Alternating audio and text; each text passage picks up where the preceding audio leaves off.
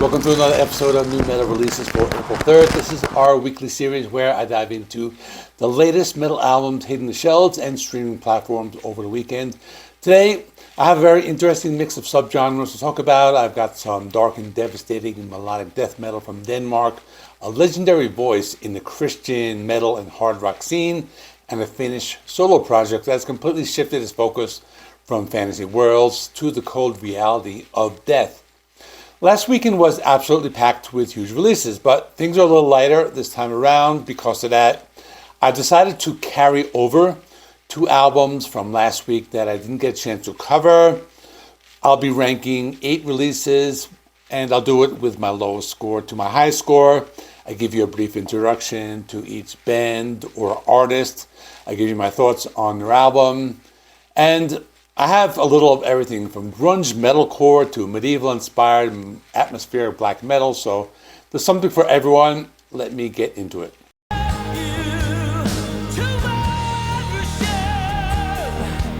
Number 8, Michael Sweet, The Master Plan. At the bottom is Michael Sweet with his 10th solo album, The Master Plan. Michael Sweet is, of course, the frontman for legendary band Stryper. He continues to prove he's one of the most passionate voices in rock. The album has a lot of religious themes, which is to be expected of him, but it was much softer than what I was expecting, which is why I have it at the bottom. But with that being said, it's not a bad album. You just need to go into it expecting more of a polished hard rock album filled with Christian worship music. It sounds like the kind of music that can be played at a Christian church that plays rock music, but it has its moments, so let me talk about them. The title track opens with sparkling strings and acoustic guitar, slowly taking on more weight until it becomes a massive orchestral rock song. Michael Sweet has stated that his goal with his record is to inspire and encourage and give people hope. You can hear that emotion and passion in every track. Songs like Faith, Lord, and You'll Lead, I'll Follow tell a personal spiritual journey.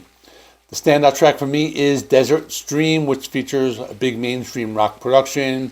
Michael Sweet's voice swoops and soars alongside golden gospel choir. It adds a welcome emotional heft to the song.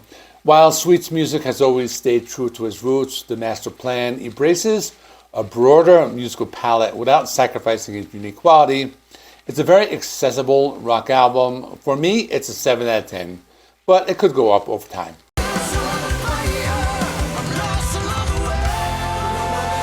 Number 7, Myrath, Wilderness of Mirrors.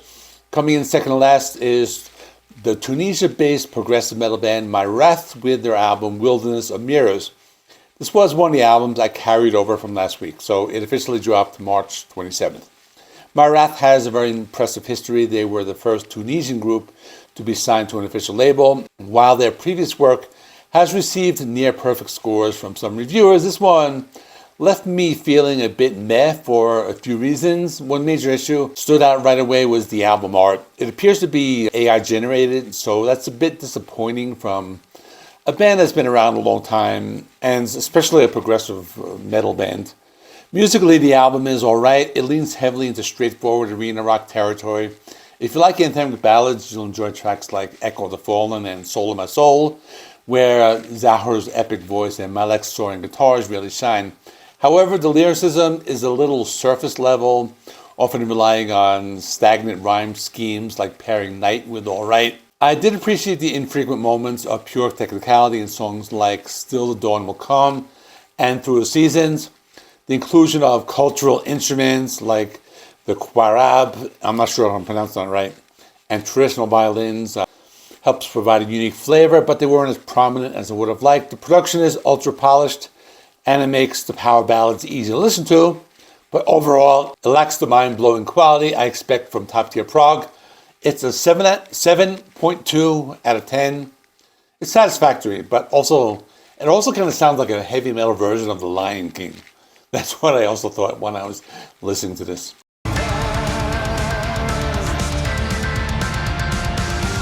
Number 6, Green Carnation, A Dark Poem, Part 2, Sanguis.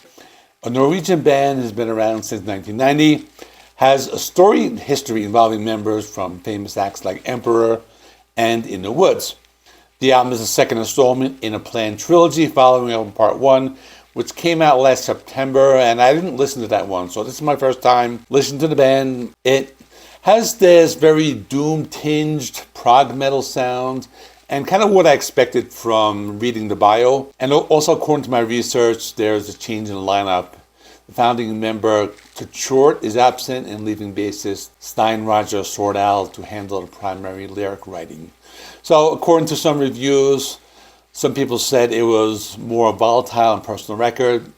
But as for me, the title track was a good opener. It was powerful. It deals with childhood and a home shadowed by abuse.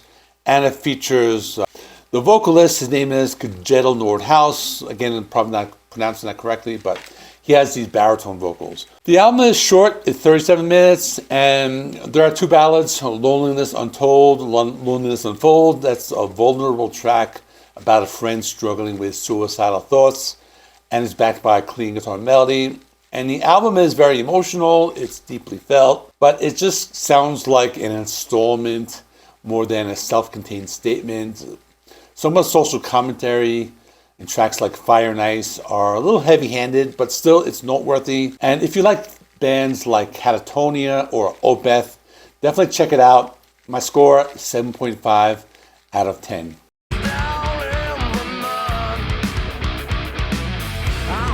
Number 5, Obey the Sun, Desert Ritual. And this is a new EP, and it was released via Eclipse Records. The band plays something, they call it grunge metal, and that kind of piqued my interest in them. To me, they just sound like a heavier version of desert rock or stoner rock. The band consists of Tamas Orban Dukos on vocals, Peter Smolsnik on guitar, Gergo Kelemen on bass, and Christian Nagy on drums. EP is 17 minutes, just 4 tracks. It starts with You Little Shit. It has this grooving guitar and a traditional vocal style. It gets raspier and sweeter as the song progresses. Another highlight is Cosmic Haze. It's kind of like a psychedelic trip, has this funky syncopation. There's delicate finger-picking breakdown where the vocals become soft and airy. Another standout is Hellhounds. That was the clip I played. Very dynamic. It's a high-energy track, has different vocal styles, and has vocals that imitate dog barks. So that was fun. Production by Attila Horvath at Ash Sound Studio is fantastic, and it captures a sound that would satisfy any grunge or stoner metal fan.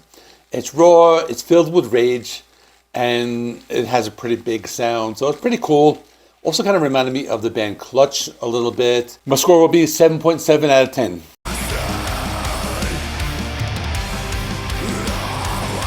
Number 4, Vanir with Word. So Vanir is a Danish band. It's their 8th album, Word, and they've been exploring mythic worlds since 2010. And this new record, released through Mighty Music, focuses on the timeless theme of fate, war, human choices, and consequences that shape our world. Now, what makes Word special, and how does it blend Norse myth with documented history? So they do this a lot. For example, the song Never Surrender has pretty cool lyrics, and the cover art also focuses on the 1683 Battle of Vienna, where the Polish cavalry forced the Ottoman Empire to retreat. And the music for this track is feverish, has flashing guitar leads and soaring symphonic keys, has a very epic soundtrack for conflict. Then you have Boudica, a battle hymn about the legendary warrior queen who led an uprising against the Roman Empire. It starts softly with moody acoustic guitars before swelling into a massive anthem. And the song Heldreinger, sung in Danish, takes us to hell's underworld, but serves as a dark homage to humanity's struggle against disease throughout the ages. The album is pulse-pounding, it's a journey, and it rarely gives any room to breathe. It's driven by harrowing ferocity and lots of grandeur. My score is an 8 out of 10. Think of the epic song structure of a band like Manowar, but with more of a Gothenburg melodic death metal sound, and that's pretty much what they sound like.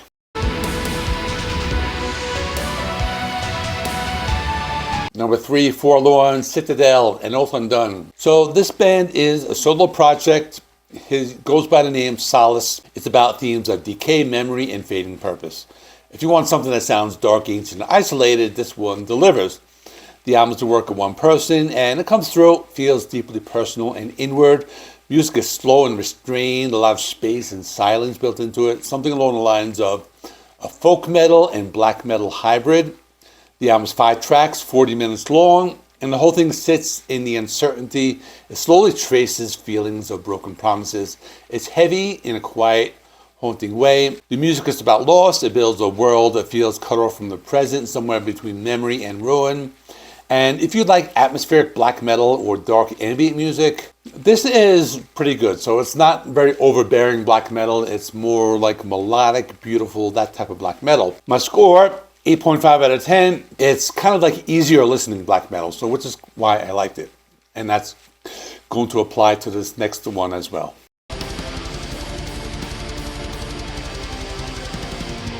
Number 2, Bloody Valkyria, Requiem, Reveries of the Dying. So this one is from another melodic black metal band and another solo project from Jerry Caravan. And he's been putting out a lot of music lately. His past albums drew from Tolkien and Elden Ring, so lots of fantasy stuff going on. This one's a little more personal. It's about death, specifically the process of leaving life behind. It's basically a mourning record, and it feels like one. 55 minutes long and moves between fierce, aggressive passages and slower, more somber moments. It's almost like a gothic funeral. And the opening track, Symphony of Silence, is 14 minutes long, and it's a highlight. It has big melodic guitar leads, there's melancholic synth.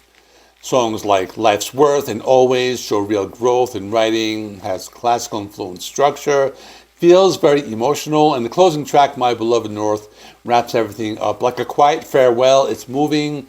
It's a cohesive listen from start to finish, not just a collection of songs, but a full experience. Pretty good, actually. It's kind of like a mix of power metal and black metal, but with that dungeon synth as well. So my score, 8.7 out of 10, and probably one of the better ones, but not my number one.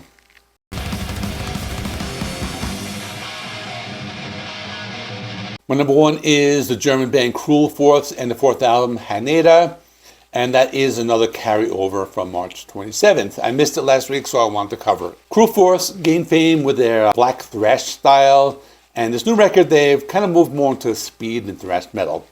The album has lots of triumphant lead guitar works. Key tracks like The Cross have great sound, and then there's another great track called Whips and Swinging, which is just full-on speed metal.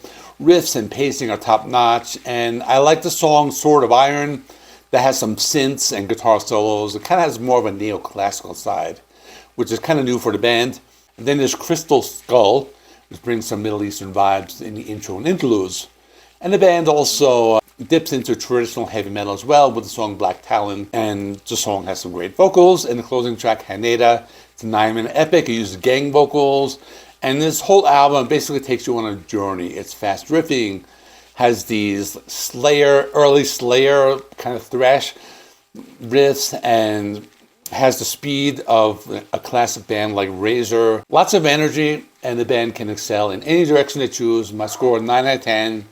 Very good. And that is all for this week. If you missed last week's episode, it should be appearing on the screen right now, so you can check that out. Don't forget to hit the like button if you enjoyed this ranking, and subscribe to the channel if you never miss my weekly metal updates. Love to hear your thoughts. Which of these albums are you most excited to check out, or which ones have you checked out already? Let me know in the comments. Stay heavy. Thanks for watching. See you in the next one.